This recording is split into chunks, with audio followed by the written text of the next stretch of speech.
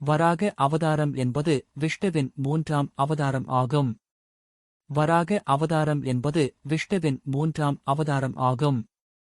ஒருமுறை இரணியகசிப்புவின் தம்பியான ஹிரண்யாக்ஷன் என்ற அசுரன் பூமியைக் கைப்பற்றி கடலுக்கடியில் எடுத்துச் சென்று விட்டான்.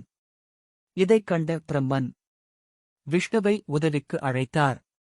அப்போது விஷ்ணு வராக அவதாரம் எடுத்து, அதாவது காட்டுப்பன்றி வடிவத்தில் அவதரித்தார்.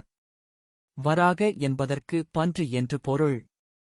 வராக அவதாரம் எடுத்து கடலுக்குள் சென்று ஹிரண்யாக்ஷனை வதம் செய்து பூமியை மீண்டும் மேலே கொண்டு வந்தார். இந்த அவதாரம் ஆனது பன்றியின் முகமும் மனித உடலும் கொண்ட ஒரு அவதாரம் ஆகும்.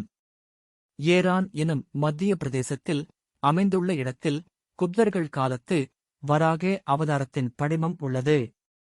இதுவே தற்போது இருக்கும் படிமங்களில் தொன்மையானது. மாமல்லபுரத்தில் ஆதிவராகம் சிலை குடவரையாக செதுக்கப்பட்டுள்ளது. மாமல்லபுரத்தில் இருப்பது 7 மற்றும் 8ஆம் நூற்றாண்டைச் சேர்ந்தது ஆகும். காஞ்சிபுரம் கைலாசநாதர் கோயில், திருப்பரங்குன்றம் முருகன் கோயில் ஆகியவற்றில் குடவரையாக வராக அவதாரம் சிலைகள் உள்ளது. இவை பல்லவர்கள் மற்றும் சோழர்கள் காலத்தில் அமைக்கப்பட்டதாகும்.